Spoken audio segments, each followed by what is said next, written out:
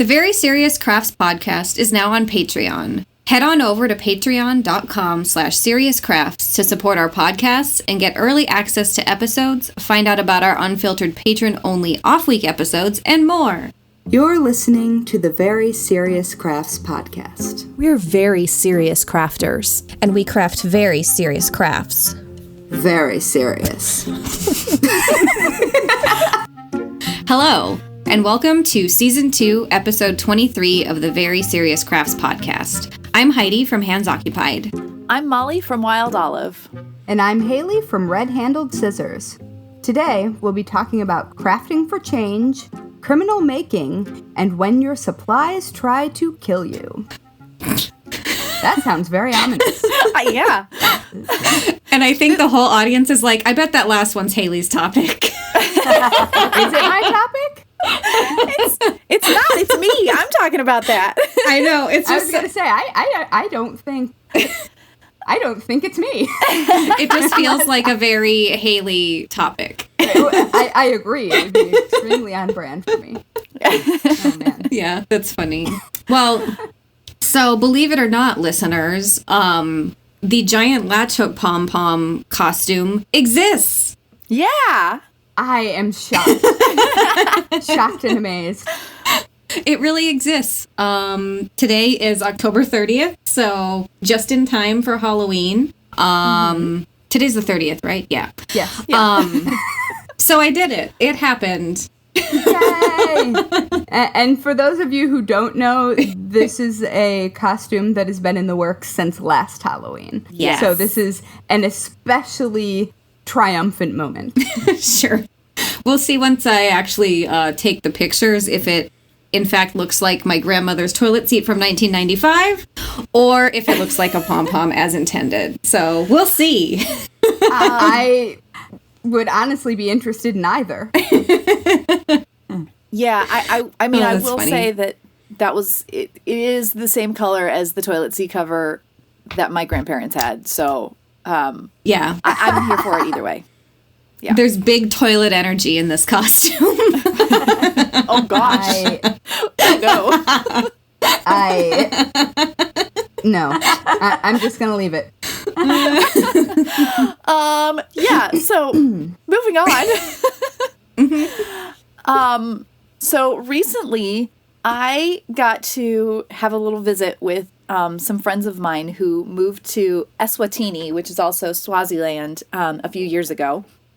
And when they came to see me, they brought me fabric from Eswatini, some of which was printed in South Africa. And I always say that, like, fabric is the perfect souvenir for someone like myself, and they have obviously paid attention. But this was the best part of this. Their young son immediately wanted to talk to me about having some hamster sweaters made because he and his mom have listened to the podcast, and he has 2 hamsters, and he thinks they need to be Harry Potter themed. He thinks that would be perfect. So he put in his official request. I mean, Heidi, didn't you design a Harry Potter sweater? Yeah. So I know where to get the patterns so that I can make these. So Jackson Actual and Wendy, hamster if you're listening, maybe it could still happen. But anyway. Yeah. Yeah, there's a Golden Snitch one, and then there's a Deathly Hallows one, and then the initial ones are really easy to make for anybody. Okay. If you really want to go down the hamster sweater rabbit hole I now just live in. Yeah, we'll never you'll never get past that. But I guess I'll have to find out. Wasn't that the first episode that you were in, Heidi? It was. Yep. Yeah. Uh-huh. Yeah. It's like it is your Very Serious Crafts brand, if you will. But I think I like the idea. I like the idea I'm of the deaf initials. and she's hamster sweater. What are you, Mollie? I don't know. I think I keep doing magic tricks because I'm talking magic tricks today too. Yeah, magic tricks and dad jokes. Yeah. That's what it is. Yeah. Oh yeah, correct. Yeah. That is true. I don't know. Anyway. That's and funny. I think, Haley, that yours is that you tend to have special guests with you on a regular basis. Oh, yeah. It's true. I'm getting there. So I am. Okay. Thing 1. My book is done, my book is done, my book is done. Yay! And that means thing 2 could happen, which is my mom is here for Halloween. Yay! So, Thing hi, Mom. 2. Hi, Haley. Hi, girls. And now I want to tell you an embarrassing story about my book signing at Rhinebeck. Okay. So, as listeners will probably recall, I was at the New York Sheep and Wool Festival, lovingly known as Rhinebeck to everyone, last weekend. I don't know, the weekends blur together. I think it was last weekend. To sign Golden Girls books. And I was carrying a lot of pretty heavy things when I was leaving. And most of the heavy things were in a backpack, because that is where you should carry your heavy things instead of a shoulder bag. So my best friend and I were walking back into town for dinner, and it's raining, but it's not unpleasant. And as we were walking, I got a leaf in my shoe. So I decided I was going to stand on one foot while holding multiple bags on each side and this backpack, which would have been fine. I was a gymnast for many years. That is not a problem. But as I did that, my best friend Melanie thought she would help by taking one of the bags off of my shoulder. Oh, no. Which completely unbalanced me. And so as I am trying to avoid putting my stocking foot on the wet ground, instead, I fell completely backwards into the mud, and then I was stuck. Oh, no! Because my backpack was so heavy that I was basically just a turtle with my legs flailing. And which immediately, like after I knew nothing terrible had happened, immediately became very, very funny. Oh, yeah. And so now every time Melanie sees me, she makes a flailing motion to remind me of my turtle state. So, turns out, if you carry heavy backpacks to Rhinebeck, it's entirely possible you will turn into a turtle. Now you know. It's really a public service announcement. It is. Thank you for warning us all. You're welcome. Oh, man.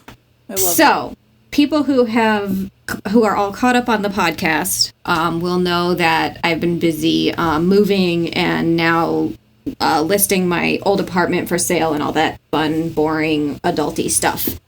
And so one of the things, one of the things that we wanted to do, me and my husband, before we moved in, was paint the place, because the entire new apartment that we bought is like every shade of beige you could possibly imagine.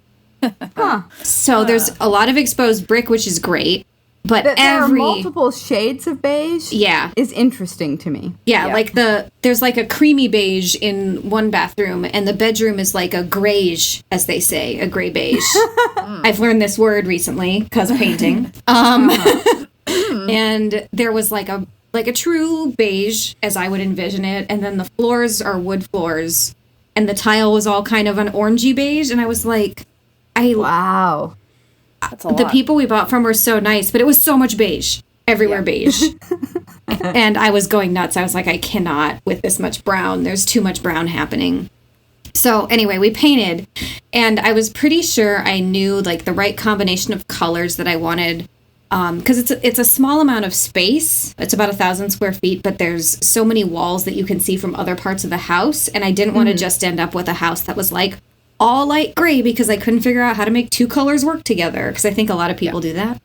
I agree, but also you work with colors. I think you can handle it. And I'm at home a lot, and so I want to like where I'm spending most of my time. Yeah. Anyway, long story short, it was all going well, and then we came to the kitchen. And the kitchen had ivory painted cabinets, and they were recently painted, so I didn't want to pay to do that again. The wall was beige. The countertops were beige and black granite, and the floor was like tan tile. So it was just so much of a neutral all happening at the same time. Yes. And basically, I needed to pick a red, but red is a very difficult color to get correct. My kitchen's red. Yeah. Red's supposed to be a nice color for food areas. It's supposed to be like inviting, blah, blah, blah. But good Lord, it was really hard to pick one that worked. Oh, yeah. I ended up red is such a swatching weird color. Yeah. And it's Especially in lipsticks, if you've ever tried it. yeah, it's my favorite color, but it's so easy to get wrong. Yeah. And so I felt like a full psychopath because at the end of the day, I swatched with 7 different colors of red. But that matters because red is one of those that you can't, like a small area does not translate. Yeah. Yeah. Yeah, it's true. So I know that Mollie and Haley can appreciate the like anxiety that goes into choosing among 7 reds and how we get to the point of 7. Yeah. But I felt like a full crazy person. No. I yeah. guarantee I would have done at least that. Yeah. Yeah. And and the thing is, I have painted red, and it's an ordeal to paint a wall red because you actually have to do so many coats of it to get it even and To get it even, correct. it's the Yeah. worst. So you don't want. I suppose if you needed to change that color afterwards, it's a little bit easier once you have red as the base. But I would think that that would affect it. And yeah, no, you want to get that right. And I think that's. I mean, obviously, it's easier with yarn or embroidery floss or fabrics to make a change than repainting a whole room. However, there's like times when you think, oh, I've got the right red here. And then you look at it, especially with any other thing that you're doing, and you go, oh, no, that's terrible. So, Yep. Because orange red and blue red and violet red and brown red and yep. I live in that world, being a pale person with blue undertones. Finding red lipstick that doesn't turn bright orange on me is really a thing. yeah.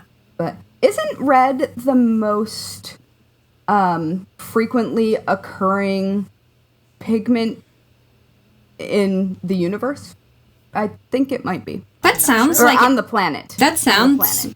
I'd buy that. I read something about why barns are painted red, and why that was an inexpensive paint color. But we'll revisit that at some point because I will go on an internet deep dive, and nobody needs to go along on that with me while I'm just trying to remember. Yeah. Ooh. So, but I think that red is also just coming for you. No matter what. Which feels like a segue into what I was going to talk about, and I don't know if that was intended to be or not. Go with it. It wasn't, but I don't want to. I don't want to cut run you off, from it. Heidi. If you have more to talk about, No, you're all red. good. You're all good. Yeah. So, I don't know what really got me thinking about this, except that I think about it a lot. And it's because I work with pins and needles a lot. And I don't know if you remember this, but I think a few years ago, there was a news story that was circulating a lot about a woman who swallowed some pins. And in my head, I kept thinking that it's like one of those old wives' tales or urban legend kinds of things. That this person swallowed these pins.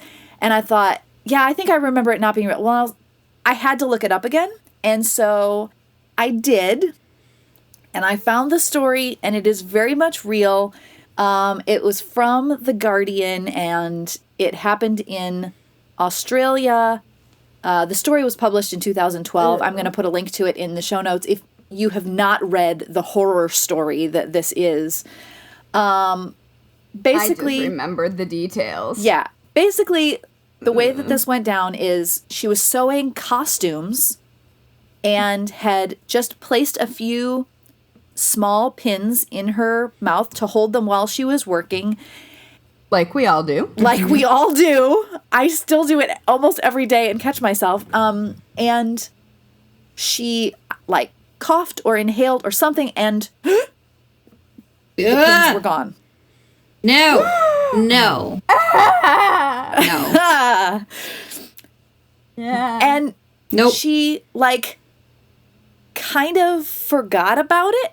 Like, I don't know how you forget, but like I think she felt fine and thought they'll probably just pass through me. It'll be fine. Yeah. Well, it really wasn't, and she ended up needing to go to the emergency room, and it was a whole big ordeal. And yeah, I mean, who wants pins in their lungs? No one. It's a bad thing. Yeah, I thought you buried the lead that it's lungs, not stomach here. Yeah. Yeah, and that was she inhaled them. She inhaled them. She literally inhaled them. Yes, and I think that she thought I swallowed a pin. Yes. But which isn't ideal, right. but right. there are things you can eat to mitigate that. Yes, and in fact, I have heard because someone I know thought that her dog may have swallowed a razor blade, I believe. I know. And the vet said, have the dog eat cotton balls. Yes. Oh, right. So there you go. I don't know that this woman was eating cotton balls. I hope she wasn't. Have the dog come get an X-ray. Yeah. Right. No. So she... But you're supposed to also have them eat cotton balls, so it... Yeah. Yeah. Oh, yeah. Yeah. I mean, that's the emergency Yes. triage. Yes, exactly. Definitely. But so well, she... cats eat that a lot, or they do thread and needles a lot. Yeah. And that's a bad deal. Yeah, no, that's not good. Anyway. World of no. Yeah. So I thought, does this happen more often than that? Which resulted in me finding another blog post, because this is always good, right? And this is from a blog by Amy Meisner, I think is how you say her last name. And she, in fact, swallowed a pin, the kind that has like a ball on the end. I always would picture this as like the tiny dressmaker pins. That would be easy to do. This was one with like a quilter's pin. Like a couple inches plus. Yeah, at least I would say 1.5 inches, you know. Yeah. Jeez. Yeah. So she shares her story about that, along with the story where she said her mom was trying to teach her never to leave her embroidery scissors lying anywhere, because she told her this story it says her story involved a woman who'd been sitting at the kitchen bench seat in the Swedish farmhouse chatting and embroidering. This could be like my ancestors, because I'm sure this is exactly the scene that happened with my Swedish relatives. Hopefully what ensued did not happen to her. She left the table, and when she returned, she sat on the bird scissors she left sitting on the seat, and they stabbed her in the bottom. Okay. Ow. I mean, I've sat on knitting needles. I don't want to sit on a scissors. I know. No. Although I feel like a scissors would have been laying flat. I don't know how this happened. However, there's this whole like concept. It's like a Japanese idea that everyday objects are easily angered if you kind of disrespect them, leave them around, and so they will come back for you. It's like that doll, Molly. Exactly like the doll. Except Patty, now did I'm you gonna just be say afraid of what my ew? scissors do. Ew. I drop my scissors all over the place. They're gonna come after me.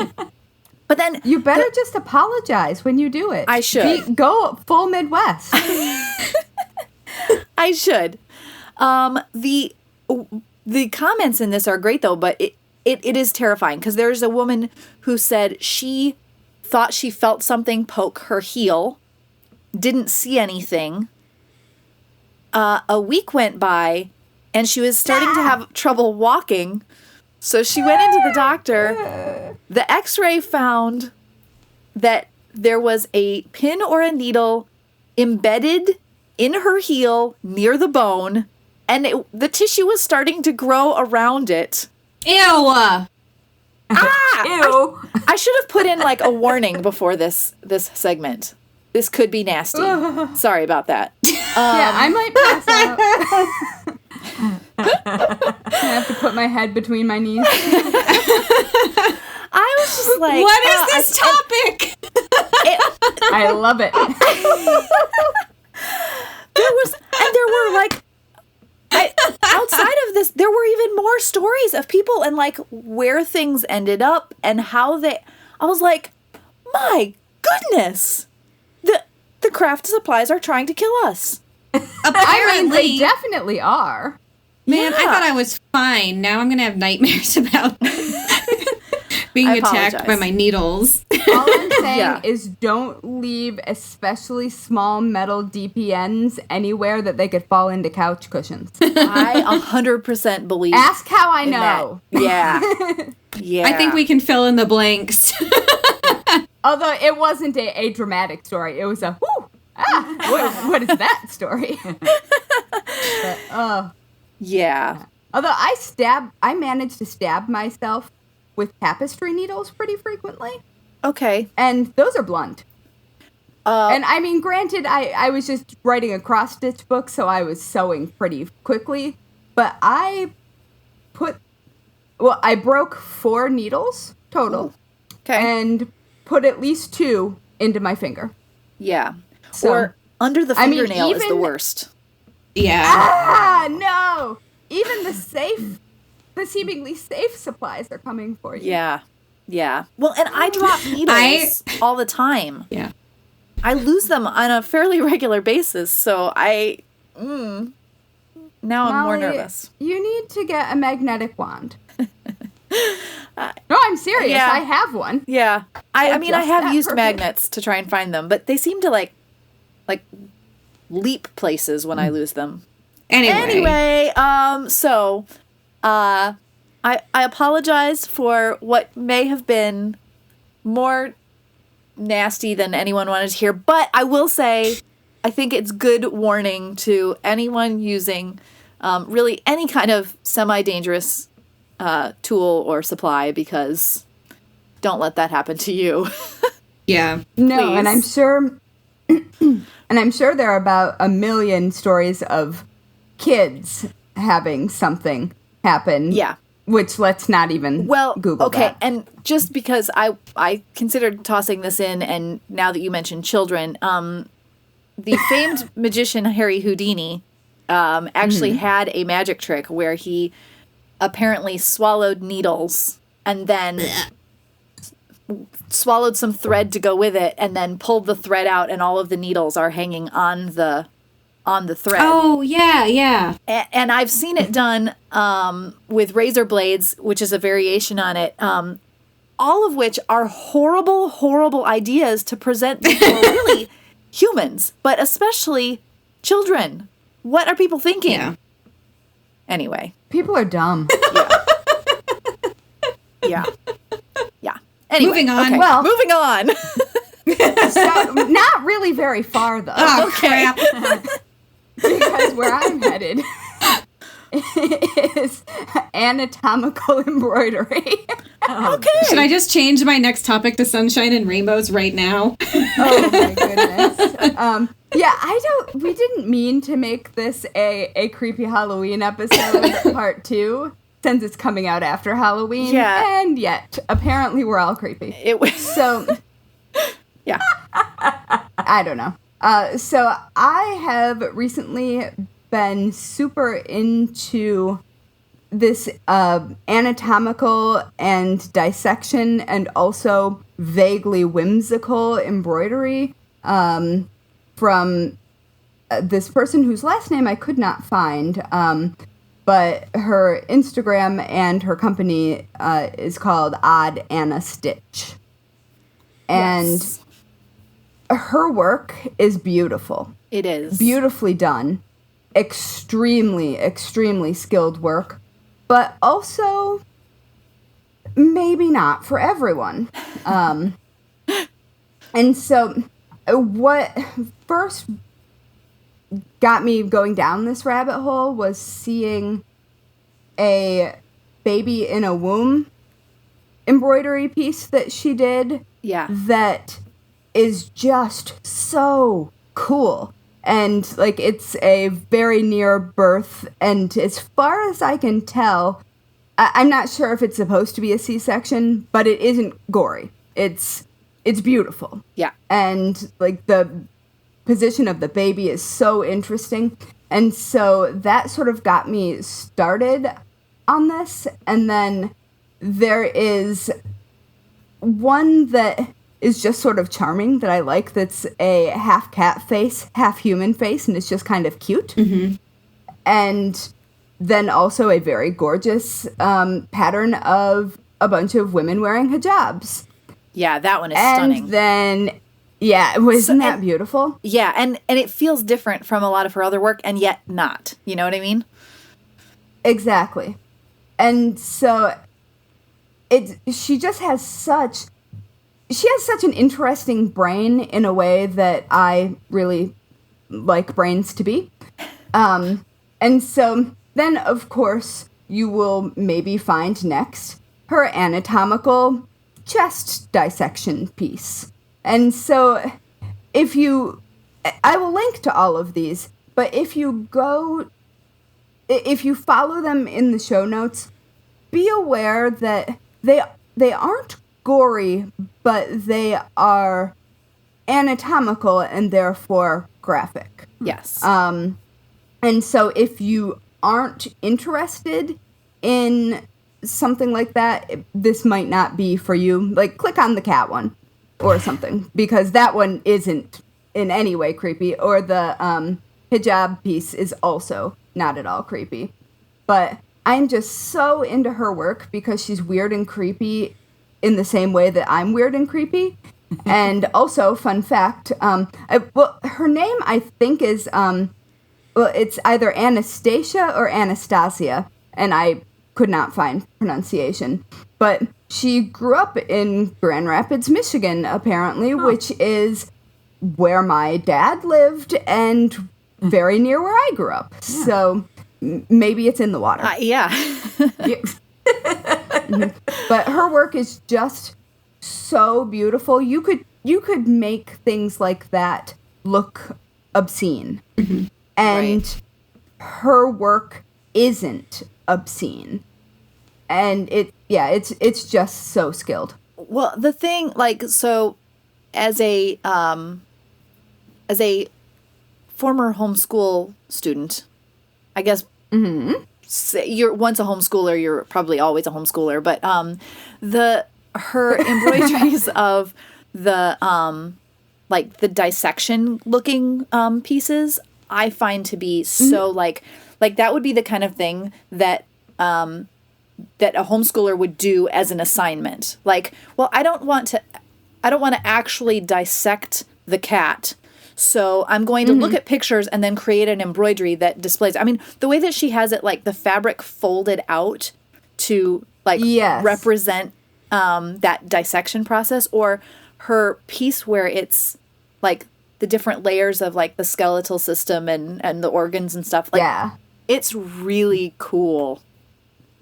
It's really and cool. I should mention that a lot of her work, and I'll link to her Etsy shop as well, it's not that she's making beautiful art. She's also selling kits and patterns, and so you too can make these very interesting kind of not what you expect embroidery pieces. And I think they're awesome, and I think people who are followers of the blogess may have seen some of them, because I believe she has been stitching them also. So, anyway, very cool.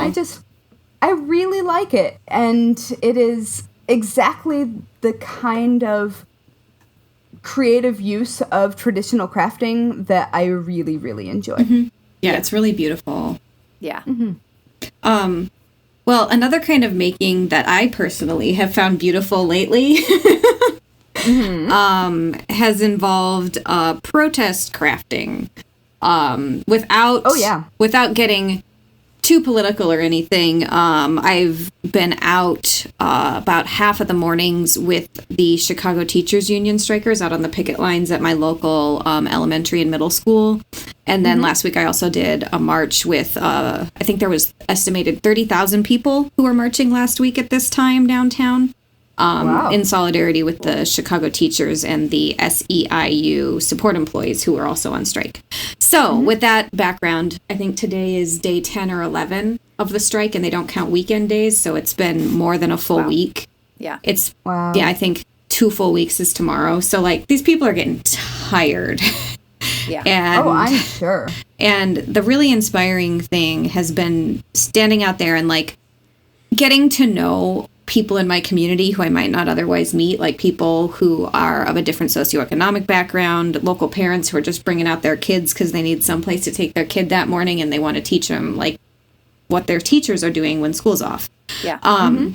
But what's been really cool is seeing signs that kids have made, teachers have made, but without going into too much more detail than that, there's something really, really beautiful to me and really special about the Chicago Public Schools art teachers and the truly beautiful work they're doing. Like every night when they make a new sign and make signs to give their friends, because that's a way that they can share those skills that they have.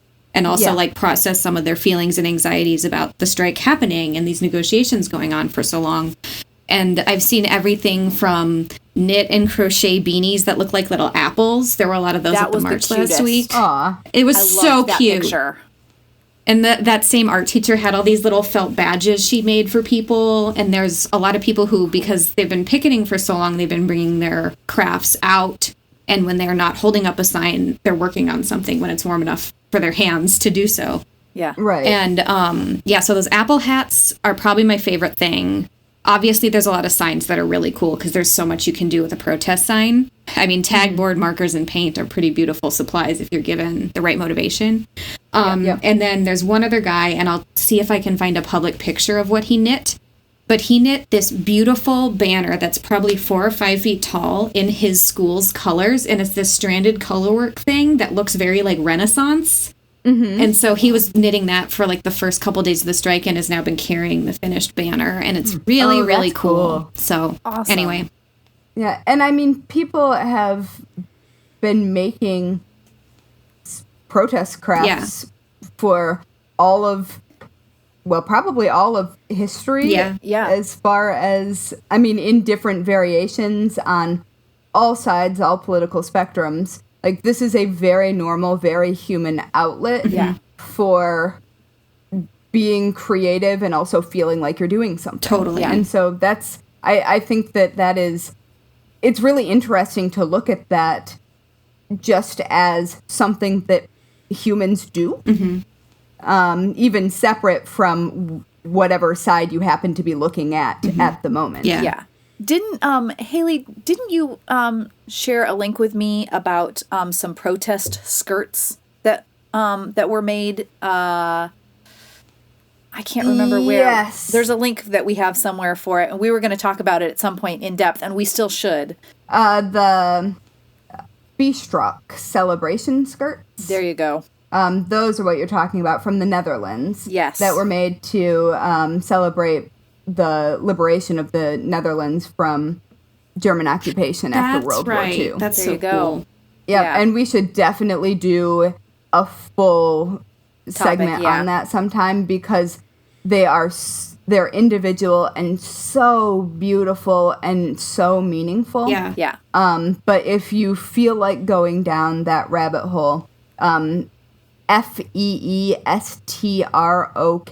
Feestroch Yeah. is how you spell that, and it translates to, I guess colloquially, probably, to celebration skirt. Yeah. That's such a, like, just thinking about the context of that particular bit of, I guess not, craftivism, it probably is sort of on the edge of that umbrella term.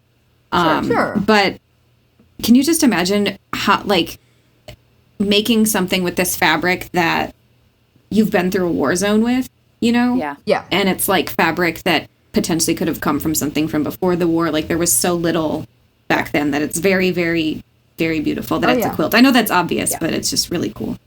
I mean, it's also interesting, like, Depression era quilts. Yeah. Like the scrap quilts are similar in that. And I would even venture to say that that is a kind of protest art.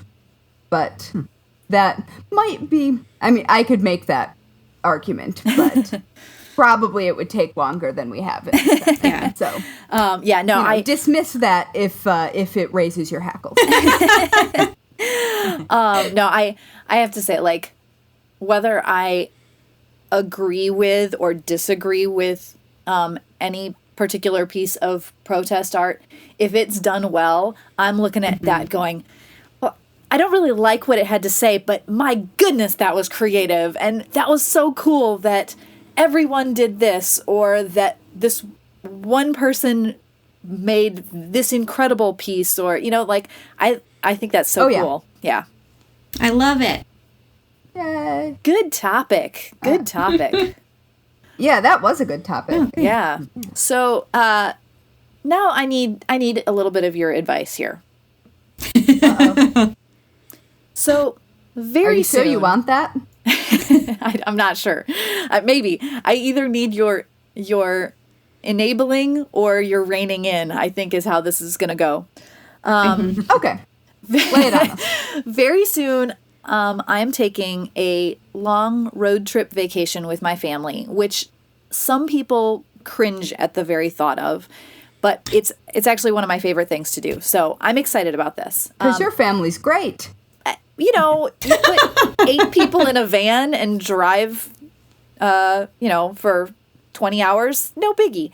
Anyway, I mean, I was being sincere. Your family really is really nice. They are, and we, like, this is one of our favorite family things to do. We get to go to Disney World, and so that's like, we love doing this when we're able to. So my mom and I love Disney World. Yeah, it's like, it really is the happiest place on earth. Even when it's hot and there's crowds, you forget all about that because it's lovely. It's so clean and well organized. I know. Yeah, so it does mean that I will not be here for our next episode of the podcast. So I'm making sure that, I have no way of controlling Haley and Heidi while I'm gone. I'm trusting that they're going to, maintain some sort of order. Haley's there, so, that's fine. Anyway, this is the question and advice. You'll be fine. I've already updated all of the dates and calendars. I know. It's all good. Anyway, a road trip, really a vacation of any kind, but especially a road trip, means time for crafting on the way to where you're going. So this brings up the question, how many projects should one bring on a vacation with them? Right now, I have planned to bring with my English Paper Piecing Jam of the Month Club mini quilt, which I've been working on the embroidered pieces all throughout the year, but I have not been assembling the mini quilt. So I'd love to be able to have this thing finished by the end of the year, so that's logical to bring that with. That's good handwork for in the car. Or at night, when you're like exhausted from walking through Disney but not quite ready to fall asleep yet. I also thought... Yeah, don't put the needle in your mouth, okay? Okay. Good plan. I also thought I should probably bring with the shawl that I am knitting for my mom as a Christmas gift, which I gave her as an unfinished Christmas gift last year. Yeah. I have several things for my mom that are... ongoing project. I wrapped... That was generous. I wrapped it up on the needles still, and presented it to her that way, but I should probably finish it. So that's a good one to bring with. And then I thought, why not also throw in the socks that I started knitting this year and haven't even finished the first sock? So, but like, I know that as I go, there will be other things that I think I should bring with me, but is 3 already too many? No. Well, if you've got socks, I think socks take long enough, especially if you aren't particularly comfortable with socks yet. That's usually what I toss in my bag. My never-ending round of socks I won't wear. Because I don't wear that kind of sock. So it's about the process. Well, I mean, it's something to do that's highly portable. And so I guess the question is, when you're looking at how much time you're going to spend traveling and how much free time you might have, yeah, how many hours is that really? And then, I'm sure that you can ballpark the other projects. And then I think there's also like the mixing it up and not always working on the same thing. Am I going to get tired of doing the same thing?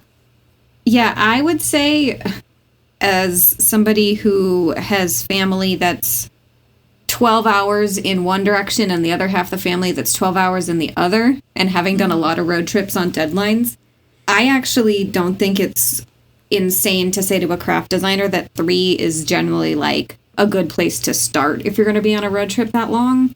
Okay. Particularly for the like needing to mix things up. At least this is what works for me. Obviously, I can only speak for myself. Yeah. But like a sock, I would get bored of, I think, at a certain point, because it's so repetitive. Yeah. And I'd personally be looking at probably 5 things. Okay. Yeah, I think that's reasonable, especially since 2 of the things that you're bringing are knitting, right? Yes. So that's not really mixing it up. I know. I think... Yeah. I would bring, like, some sort of fun thing that's just for you, too. Yeah. So it's not all work, and just give yourself permission to only do that if you want. Which is really funny because I was thinking, okay, so maybe I should bring the crochet project for work as well. All right, maybe not. Well, you can, but then have the 5th thing I could be just a thing for you that you've wanted to make. Yeah. The nice thing about a road trip, too, is you don't have, like... as many space limitations like you do if you're flying. So yeah. Okay. I mean, you're all going in one vehicle, right? That is a lot of people. It is a lot of people. Yeah, how many seats does your van have? It seats 10. And there are 10 of you? There are 8 of us. So there are extra spots. This is, by the way, again, we homeschool. So this is the smaller van because our old van held 15 passengers. Wow. It was lovingly referred to as the big bus of fun. I mean, and that was probably accurate. It was. Everyone has room to spread out. It's great. Yeah. That's really funny. I definitely think that you should listen to both yourself and Heidi in regards to how many projects you should bring. So average 4? Because I'm too much of a robot. Yeah. Okay. That's just a lot of hours in the van in close quarters. And if you and for me, when I get anxious, I am at least, if I'm anxious, I can channel it into getting this stuff done. So I'll have that not to be anxious about when I'm trying to have fun. Yeah. Yeah. Mm-hmm. Yeah. That is fair. And I always I end up then with like memories associated with the projects that I work on at different times. Same. So this could be like I could end up with a like Disney World socks. Yeah. Yeah. I mean, that's fun. Yeah. I have a France shawl. Yeah. Yeah. And I have that I ripped out and redid, but still. Yeah, my work, it's so funny. I was actually talking about that phenomenon to my therapist yesterday, and I was like talking about like knowing exactly what I was doing when I was finishing certain designs, or like which season of Bake Off I watched while designing the worker bee bag. No. My first book was Teen Mom. Oh no. It was a terrible, terrible idea. At least the second book was Golden Girls. Mm-hmm. Yes. Oh, that's funny. I didn't watch anything for the third book. I had let's see.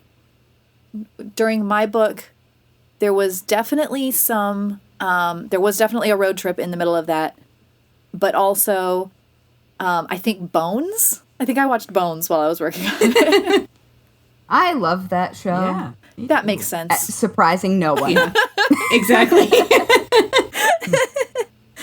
All right. Anyway. So, since you're taking a road trip and probably aren't going to kill each other, since you like each other. Yeah. Maybe we should transition to some crimes that you aren't going to commit. Definitely. I don't know. Maybe. We'll find out. Mollie's a good girl. Mollie doesn't get in trouble with the law. Well, I think some of these might apply. They might. Especially while driving through different states. Okay. Yes.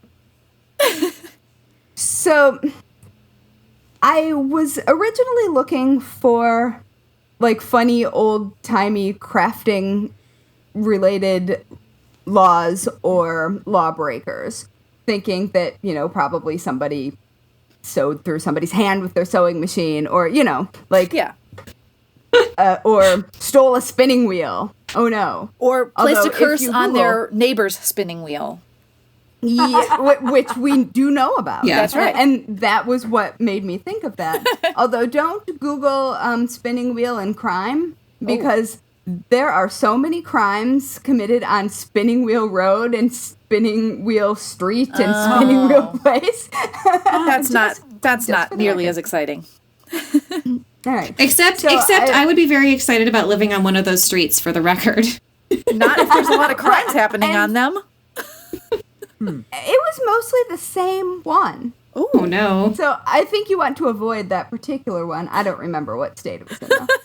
Or even city.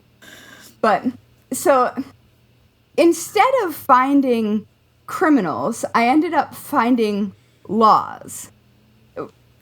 And I have a few historical ones and a few that are seemingly still on the books. Those are the best. So, yes. All right. So, history first.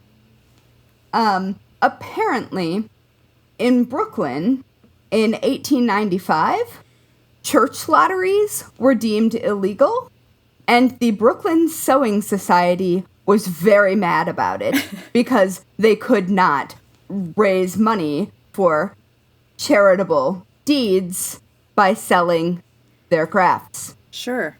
So that was in the New York Times. So apparently they were real mad. Yeah. I well, understand. Yeah. And apparently you don't want to tangle with the Brooklyn Sewing Society. I believe that. Because they swallow needles for breakfast. I really wanted to know if they still existed today and could not confirm. Oh. Because I want to join them. Mollie. Oh my gosh. In other legal news, on November 6th of 1984, the United States ended a 42-year-long ban on home knitting sales, which started in about 1942. So, World War II era, which makes some sense, because that ban was meant to prevent people from circumventing minimum wage laws. Whoa. Yeah, and apparently in 1984, when the ban was lifted, unions were really displeased because they thought that lifting the ban would turn all of these home knitters into sweatshop labor factories and be competition for the garment industry. Well, and the at-home sweatshop labor that's all happening for cash off the record is alive and well thanks to Etsy. I mean, Just saying. for sure. Etsy sellers pay taxes, but I'm talking about the people they hire to actually make the samples and exploit. I was talking about a strike a minute ago. No one should be surprised. Pay people what they're worth and ask for what you're worth. This has been me. I agree completely. And that is a very important lesson to learn. Yeah. But I just like that the unions related to the garment industry thought that people could knit fast enough to be actual competition to the industry itself. Probably not. They either know some really impressive knitters or they don't understand this process at all. Yeah. Apparently the argument was that this lifting of this ban would apply to maybe hundreds or thousands of mittens and sweaters. Like, it wasn't going to be in the country. Okay. So anyway, I just thought that was sort of interesting because bans on making things, especially around wartime, are pretty interesting. And now, the third thing that I found in the history section is apparently seamstress and plain sewing were historical euphemisms for prostitutes and prostitution. And I guess this was because prostitutes often listed their profession in census data as seamstress. And so if you would like to look into that further and say seamstress guilds and such, you should feel free to go down that particular internet rabbit hole at your leisure. All right, so now I just have a couple of modern day. Okay. So, probably modern day. According to Boating Magazine in 2005, it's illegal for men to knit during fishing season in... Oh, I didn't actually write down where... Oh, in New Jersey.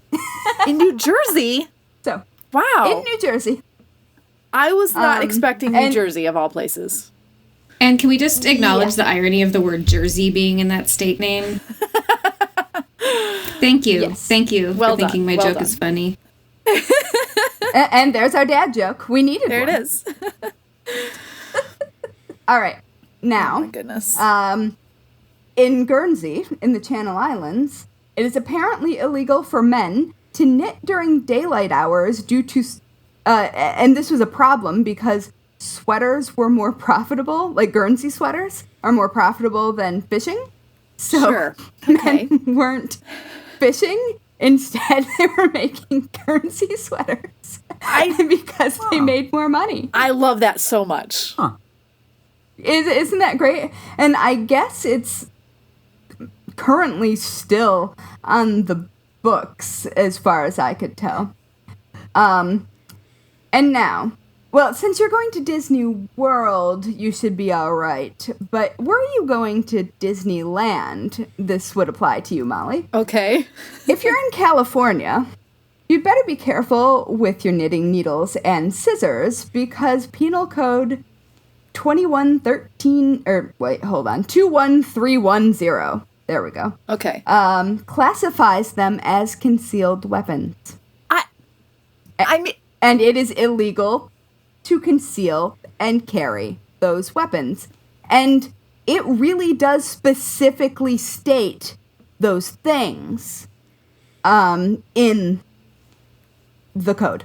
I did look and did find that. Weird. okay.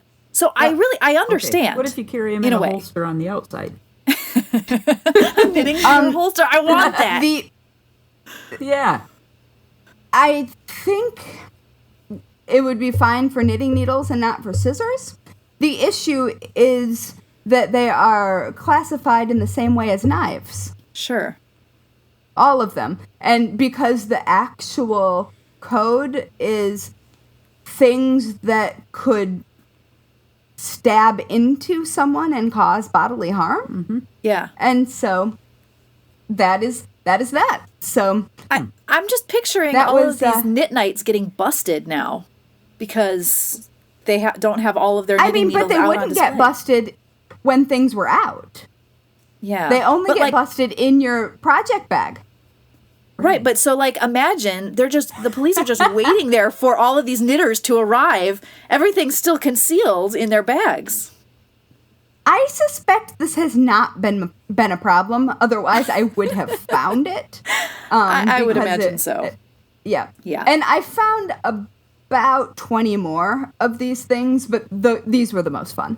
Yeah. So I will leave everyone with those pieces of wisdom. And I also think that we should maybe take away from this that maybe it makes a lot of sense for people who sew now to call themselves sewists and not seamstresses. Good point.